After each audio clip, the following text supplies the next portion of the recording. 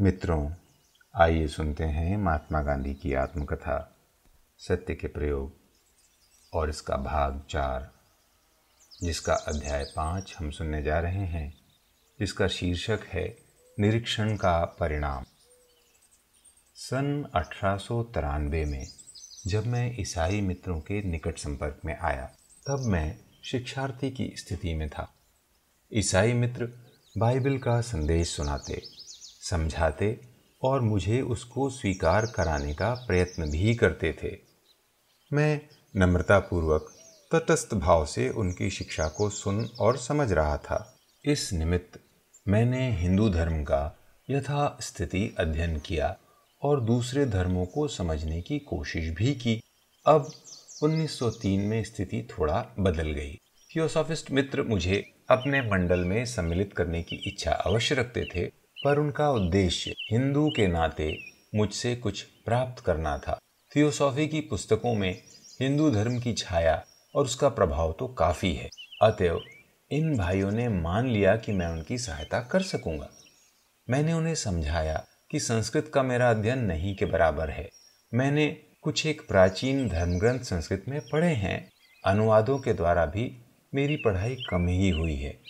फिर भी चूंकि वे संस्कार और पुनर्जन्म को मानते थे, इसलिए उन्होंने समझा कि मुझसे थोड़ी बहुत सहायता तो मिलेगी ही, और मैं निरस्त पादपे देश एरेंडो पी दुमायते, यानी जहाँ कोई वृक्ष न हो वहाँ अरंड ही वृक्ष बन जाता है, ऐसी स्थिति में आ पड़ा। किसी के साथ मैंने स्वामी विवेकानंद को, तो किसी के साथ मणिलाल नथुभाई का राजयोग पढ़ना शुरू किया। एक मित्र के साथ पातंजलि योग दर्शन पढ़ा। बहुतों के साथ गीता का अभ्यास शुरू किया। जिज्ञासु मंडल के नाम से एक छोटा सा मंडल भी स्थापित किया और नियमित अभ्यास होने लगा। गीता जी पर मुझे प्रेम और श्रद्धा तो थी ही, अब उसकी गहराई में उतरने की आवश्यकता प्रतीत हुई। मेरे पास 1-2 अनुवाद थे। उनकी सहायता से मैंने मूल संस्कृत समझ लेने का प्रयत्न किया और नित्य 1-2 श्लोक कंठस्थ करने का निश्चय किया। प्रातः दातून और स्नान के समय का उपयोग गीता के श्लोक कंठ करने में किया।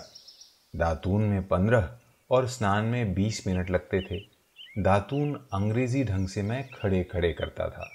सामने की दीवार पर गीता के श्लोक लिखकर चिपका देता और आवश्यकता अनुसार उसे देखता तथा दोहराता जाता, मन में धारण करता जाता। ये मनन किए हुए श्लोक स्नान करने तक पक्के हो जाते। इस बीच पिछले कंठ किए हुए श्लोकों को भी मैं एक बार दोहरा जाता। इस प्रकार 13 अध्याय तक कंठ करने की बात मुझे याद है। बाद में काम बढ़ गया। सत्याग्रह का जन्म होने पर उस बालक के लालन पालन में मेरा विचार करने का समय भी बीतने लगा, और कहना चाहिए कि आज भी बीत रहा है। इस गीता पाठ का प्रभाव मेरे सहाध्यायियों पर क्या पड़ा उसे वे जाने, परंतु मेरे लिए तो वो पुस्तक आचार की एक प्रौढ़ मार्गदर्शिका बन गई। वो मेरे लिए धार्मिक कोश का काम देने लगी। जिस प्रकार नए अंग्रेजी शब्दों के हिज्जों यों उनके अर्थ के लिए मैं अंग्रेजी शब्दकोश देखा करता था, उसी प्रकार आचार संबंधी कठिनाइयों और उनकी अटपटी समस्याओं को मैं गीता से हल करता था। उसके अपरिग्रह, समभाव आदि शब्दों ने मुझे पकड़ लिया। समभाव का विकास कैसे हो, उसकी रक्षा कैसे की जाए, अपमान करने वाले अधिकारी, रिश्वत लेने वाले अधिकारी, व्यर्थ विरोध करने वाले कल के साथी इत्यादि, और जिन्होंने बड़े बड़े उपकार किए हैं, ऐसे सज्जनों के बीच भेद न करने का क्या अर्थ है? अपरिग्रह किस प्रकार पाला जाता है? देह का होना ही कौन कम परिग्रह है? स्त्री पुत्र आदि परिग्रह नहीं तो और क्या है? ढेरों पुस्तकों से भरी इन अलमारियों को क्या जला डालूं? घर जलाकर तीर्थ करने जाऊं? तुरंत ही उत्तर मिला कि घर जलाए बिना तीर्थ किया ही नहीं जा सकता। यहाँ अंग्रेजी कानून ने मेरी मदद की। स्नेल की कानूनी सिद्धांत की चर्चा याद आई। गीता के अध्ययन के फलस्वरूप ट्रस्टी शब्द का अर्थ विशेष रूप से समझ में आया। कानून शास्त्र के प्रति मेरा आदर बढ़ गया। मुझे उसमें भी धर्म के दर्शन हुए। ट्रस्टी के पास करोड़ों रुपये के रहते हुए भी उनमें से एक बाई भी उसकी अपनी नहीं होती। मुमुक्षु को ऐसा ही बर्ताव करना चाहिए। ये बात मैंने गीता जी से समझी। मुझे यह दीपक की तरह साफ दिखाई दिया कि अपरिग्रही बनने में, संभावी होने में हेतु का, हृदय का परिवर्तन आवश्यक है। मैंने रेवा शंकर भाई को इस आशय का पत्र लिख भेजा कि बीमे की पॉलिसी बंद कर दें। कुछ रकम वापस मिले तो ले लें, नहीं तो भरे हुए पैसों को गया हुआ समझ लें। बच्चों की और स्त्री की रक्षा उन्हें और हमें कराने वाला ईश्वर ही करेगा। पितृतुल्य भाई को लिखा, आज तक तो मेरे पास जो बचा मैंने आपको अर्पण किया। अब मेरी आशा आप छोड़ दीजिए। अब जो बचेगा सो यही हिंदुस्तान के हित में खर्च होगा। भाई को ये बात मैं शीघ्र ही समझा न सका। पहले तो उन्होंने मुझे कड़े शब्दों में उनके प्रति मेरा धर्म समझाया। तुम्हें पिताजी से अधिक बुद्धिमान नहीं बनना चाहिए। पिताजी ने किस प्रकार कुटुंब का पोषण किया, उसी प्रकार से तुम्हें भी करना चाहिए, आदि आदि।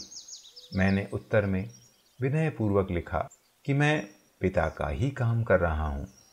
कुटुंब शब्द का थोड़ा विशाल अर्थ कर लिया जाए तो मेरा निश्चय आपको समझ में आ सकेगा। भाई ने मेरी आशा छोड़ दी। एक प्रकार से बोलना भी बंद कर दिया। इससे मुझे दुख हुआ, पर जिसे मैं अपना धर्म मानता था उसे छोड़ने से कहीं अधिक दुख होता था। मैंने कम दुख सहन कर लिया। फिर भी भाई के प्रति मेरी भक्ति निर्मल और प्रचंड बनी रही। भाई का दुख उनके प्रेम में से उत्पन्न हुआ था। उन्हें मेरे पैसों से अधिक आवश्यकता मेरी सद्भावना की थी। अपने अंतिम दिनों में भाई पिघले। मृत्युशैया पर पड़े पड़े उन्हें प्रतीति हुई कि मेरा आचरण ही सच्चा और धर्मपूर्ण था। उनका अत्यंत करुणाजनक पत्र मिला। यदि पिता पुत्र से क्षमा मांग सकता है तो उन्होंने मुझसे क्षमा मांगी है। उन्होंने लिखा कि मैं उनके लड़कों का पालन पोषण अपनी रीति नीति के अनुसार करूं। स्वयं मुझसे मिलने के लिए वे अधीर हो गए। मुझे तार दिया। मैंने तार से ही जवाब दिया, आ जाइए। पर हमारा मिलन बदा न था। उनकी अपने पुत्रों संबंधी इच्छा भी पूरी नहीं हुई। भाई ने देश में ही देह छोड़ी। लड़कों पर उनके पूर्व जीवन का प्रभाव पड़ चुका था। उनमें कोई परिवर्तन नहीं हुआ। मैं उन्हें अपने पास खींच न सका। इसमें उनका कोई दोष नहीं था। स्वभाव को कौन बदल सकता है? बलवान संस्कारों को कौन मिटा सकता है? हमारी ये धारणा मिथ्या है कि जिस तरह हम में परिवर्तन होता है या हमारा विकास होता है, उसी तरह हमारे आश्रितों अथवा साथियों में भी होना चाहिए। माता पिता बनने वालों की जिम्मेदारी कितनी भयंकर है, इसका कुछ अनुभव इस दृष्टांत से हो सकता है।